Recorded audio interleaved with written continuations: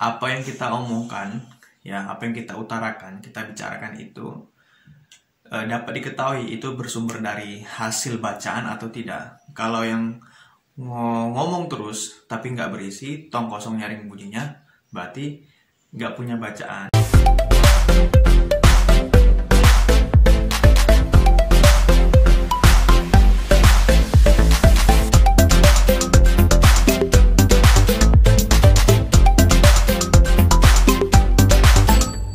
Assalamualaikum warahmatullahi wabarakatuh. Hai para pembelajar, di video kali ini masih juga kita bahas tentang seputar dunia dosen, ya, seputar dosen, ya, pembahasannya. Kali ini temanya adalah tentang dosen mewajibkan membaca. Nah, ya, tema ini sebenarnya agak berat, ya, agak berat bagi para dosen sendiri juga. Ketika mewajibkan untuk membaca kepada mahasiswa, maka mau tidak mau juga dosen juga harus rajin membaca. Karena kaitan membaca ini, teman-teman semuanya, berkaitan masalah kesiapsiagaan kita untuk meluangkan waktu untuk membaca, seperti itu. Dan ada unsur memang tekad yang kuat juga ketika untuk mau membaca, seperti itu. Sebelum kita bahas kenapa dosen harus mewajibkan membaca bagi mahasiswa, terlebih kita jelaskan dulu apa manfaat dari membaca itu, ya. Nah, para pembelajar yang menyaksikan video ini, membaca itu sering kita pahami dari dulu, ya. Membaca adalah jendela dunia, maka kita akan bisa melihat segala sesuatu dari banyak aspek, ya. Ketika kita sering membaca, kita mengetahui pembacaan kita, maka kita bisa menerima banyak informasi dan kita bisa menghargai berbagai perbedaan atau mungkin ya informasi yang datang yang baru silih berganti, kita bisa menerima, menyerap hal itu. Nah, sehingga dengan kita kemampuan membaca itu menjadi penting juga, karena memang dalam agama, khususnya agama Islam, itu pesan pertama adalah iqra, membaca. Jadi memang kemampuan dan kemauan untuk membaca itu menjadi hal yang penting, sebab sebagai penting manfaatnya, penting juga dianjurkan oleh agama kita, agama Islam, seperti itu. Saya nggak tahu bagaimana agama lain, saya rasa mereka juga punya kitab bacaan, juga perlu dibaca, ya. Kalau nggak dibaca ya gimana kita paham tentang agama kita. Khusus kita agama Islam, tentu kita harus membaca, ya. Membaca apa yang tersurat dan membaca apa yang tersirat, seperti itu. Sehingga menjadi penting bagi kita, bagi mahasiswa, ya, yang duduk di bangku perkuliahan maupun yang di bangku sekolah, untuk merutinkan, ya, untuk membiasakan membaca, ya. Tidak perlu banyak, ya, tidak perlu banyak, minimal rutin tiap hari. Misalkan 10 menit luangkan waktu untuk membaca, atau 15 menit luangkan waktu untuk membaca, seperti itu. Karena memang ada gerakan, ya. Saya pernah lihat ada di internet, ada gerakan 15 menit membaca atau 30 menit membaca, seperti itu. Dan itu menurut saya itu bagus, karena kan di situ kita melatih kebiasaan membaca. Nah, itu menjadi hal yang luar biasa penting, karena kita akan mengasah kemampuan daya ingat kita, dan juga daya ngomong kita juga bagus. Karena gini, apa yang kita omongkan, ya, apa yang kita utarakan, kita bicarakan itu dapat diketahui itu bersumber dari hasil bacaan atau tidak. Kalau yang ngomong terus tapi nggak berisi, tong kosong nyaring bunyinya, berarti nggak punya bacaan, nggak pernah baca tapi ngomong terus. Tapi ketika ada yang ngomong yang bagus, ya, berarti orang itu membaca dan disampaikan dengan ucapan retorika yang bagus. Maka inilah yang dikatakan dengan ya, kemampuan komunikasi yang bagus, seperti itu. Nah, teman-teman semuanya, untuk dari itu, maka di sini kenapa dosen harus mewajibkan membaca, ya? Yang pertama, kenapa harus diwajibkan membaca? Karena memang membaca itu di dunia perkuliahan itu penting, ya. Itu penting untuk menambah kemampuan pemahaman bidang studi, ya, jurusan program studi yang diikuti. Untuk itu ada beberapa hal yang harus dibaca, karena memang penting, maka ada syarat yang dibaca.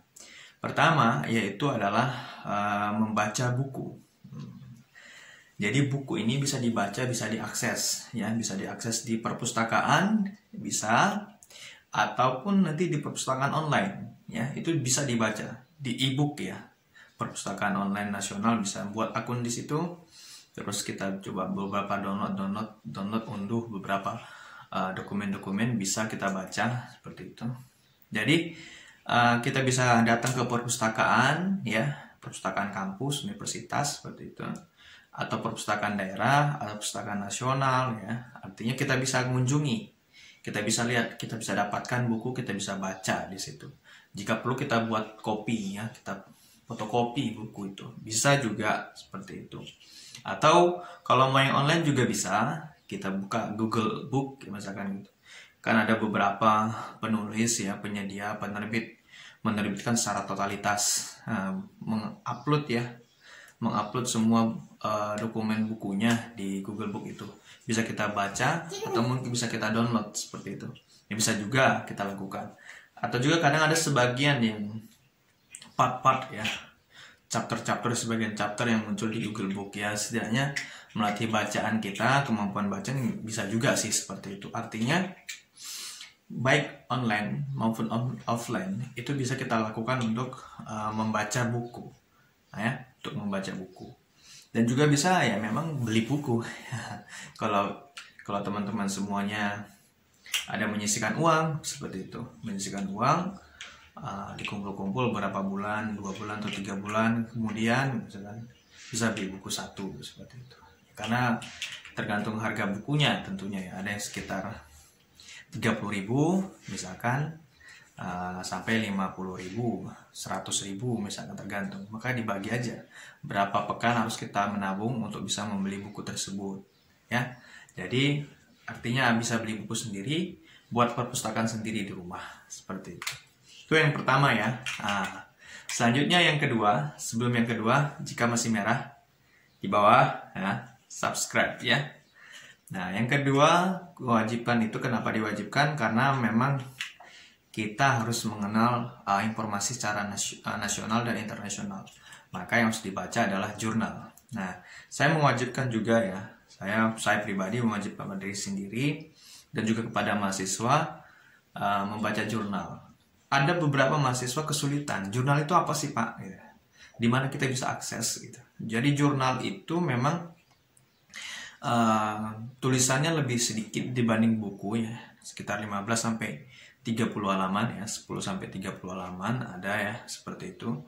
Jadi ringkasan, dan itu berdasarkan hasil pemikiran secara tuntas, baik dari pemikiran hasil penelitian dalam bentuk pemikiran, studi pemikiran, ya, studi pustaka, kajian pustaka, atau studi lapangan, kajian penelitian. Jadi tulisan itu betul-betul disadur, ya, betul disadur, ditulis dengan original, sehingga ketika disubmit, dikirim ke penerbit jurnal itu melalui beberapa reviewer, ya, melalui beberapa review, sehingga jurnal itu kualitasnya tinggi, ya, kualitasnya tinggi sebab dia melalui beberapa revisi yang dilakukan oleh penulis yang ditinjau langsung oleh reviewer seperti itu. Dan itu kalau dibaca oleh mahasiswa luar biasa. Makanya saya tetap mengusahakan, ya, saya memberitahu inilah manfaat jurnal dan luangkan waktu untuk membacanya, ya. 1 pekan 1 jurnal atau 2 pekan 1 jurnal itu tidak masalah. Yang penting ada menyempatkan waktu untuk membaca jurnal. Nah, mungkin bisa perlahan-perlahan, bisa nanti membaca jurnal untuk jurnal nasional, kedepannya jurnal internasional seperti itu. Ya, bertahap. Intinya ada langkah positif, ada langkah baik untuk serius membaca, ya, seperti itu, ya. Yang ketiga yaitu membaca alam semesta. Membaca alam semesta ini membaca ayat-ayat kauniyah, ya. Kalau ayat-ayat Qur'aniyah, ya, ayat-ayat Qur'aniyah itu ayat yang tersurat, ya, di Al-Quran, tersurat, tertulis. Nah, ayat yang tersirat yaitu ayat yang ada di alam semesta, baik dari antara manusia ataupun lingkungan kita, tanaman, ya, hewan, seperti itu kita baca. Artinya membacanya bukan dari segi pemaknaan, ya, ketika kita berinteraksi misalkan sama mahasiswa, kita berinteraksi apa nih, bagaimana sikap kita ya, cara kita berinteraksi, kita baca, oh begini ya caranya supaya tetap menjadi baik. Ketika ketemu dengan hewan, ketika ada yang perlu misalkan dibantu, misalkan ada kucing kehausan ya, misalkan, atau dikasih minum gitu ya, atau ada yang ya banyaklah, pohon tumbang bereskan seperti itu. Jadi itu artinya membantu, kita memberikan manfaat bagi alam semesta, artinya membaca, dan ini bisa dikembangkan dan tentu luas ya, membaca alam semesta ini. Semakin kita sering membaca alam semesta, semakin kita kenal siapa penciptanya, kita semakin kenal dengan Tuhan kita, seperti itu.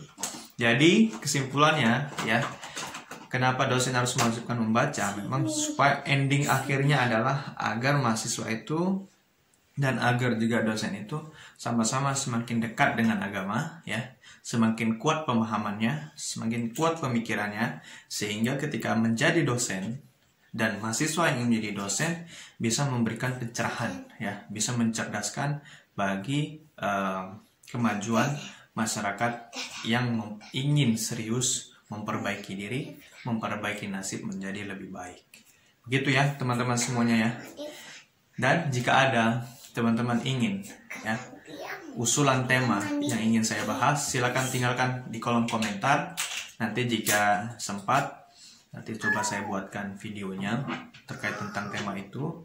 Mudah-mudahan memberikan manfaat bagi kita semua ya. Terima kasih sudah menonton, menyaksikan video vlog Dosen Daniel. Sampai bertemu di video selanjutnya. Terima kasih, banyak maaf. Assalamualaikum warahmatullahi wabarakatuh.